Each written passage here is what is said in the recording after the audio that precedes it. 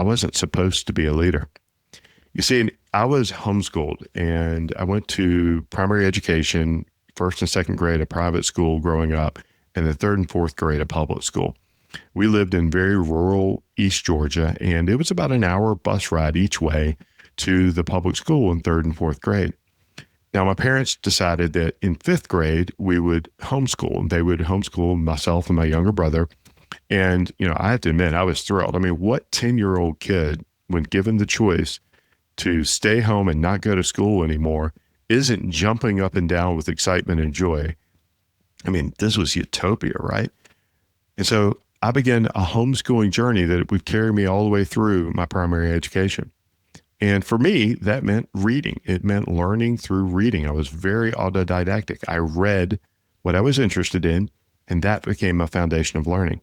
In fact, I once saw my report card that my mom was sending into the whatever the bureau or board was where you had to report your education. And it had all these lessons and all this curriculum. And I remember thinking, wait a minute, we didn't do any of that. And it was a wonderful blessing. And I can say this now. At the time, I thought it was a lot of fun. And there was a period in my life where I actually hated it because I didn't have some of those other experiences that other people have, such as, a high school prom or any of those types of things. But it was a wonderful gift because it taught me the power of learning, and it gave me curiosity. It gave me the opportunity to explore those things that I was interested in. And that was my reality. So how this became a moment for me is that when I finished my high school era, and I had lots of adventures, maybe I'll go into in another episode, I had to get a GED, a general equivalency diploma. Now, that had a bit of a stigma with it. This is the late 80s, early 90s when I was getting my GED. And a GED was for the person who failed high school. So there was definitely a stigma. And unfortunately, because that's what I was getting, I earned or was labeled with that element.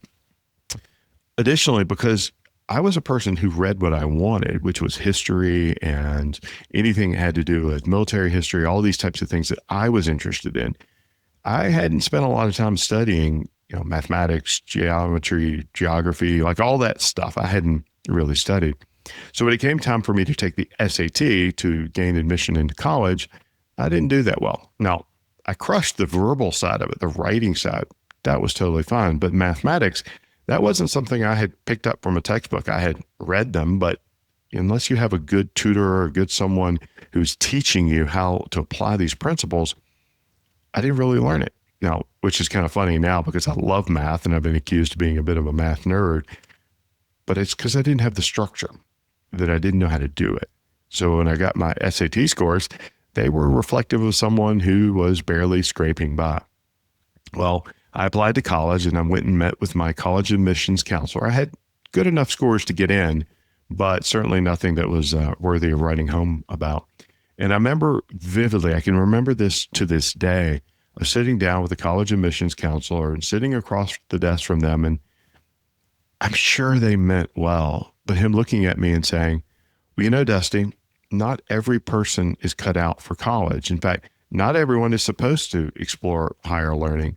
Maybe you should consider a trade or going to trade school. There's a wonderful trade school in town. And maybe that would be better or more suited for who you are and your educational background. Now, I remember sitting there and thinking, well, this is interesting. I'm supposed to go to college. That's what I've been told. And it was just a rite of passage.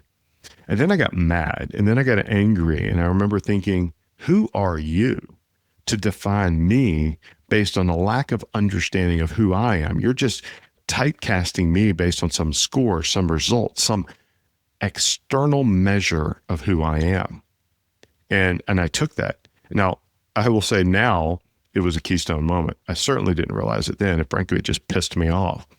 And I remember going back 4 years later, very vividly again, to that same individual. And I slid my diploma across the desk and I looked him in the eyes and I said, thank you.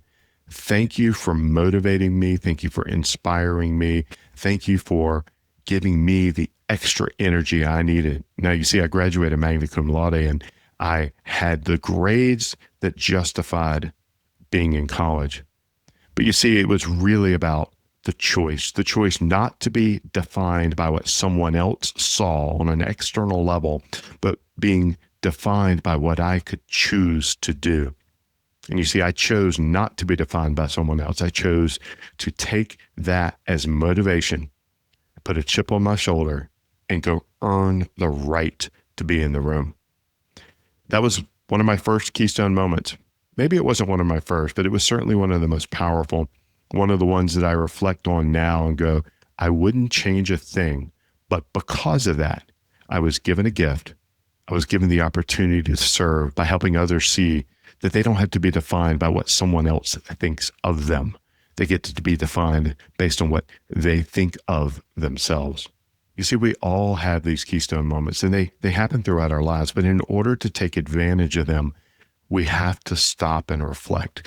We have to pause and listen. We have to pause to learn, because that's what leadership is. Leadership is learning. And when we learn from these things that have happened for us, we have an opportunity to serve others more effectively.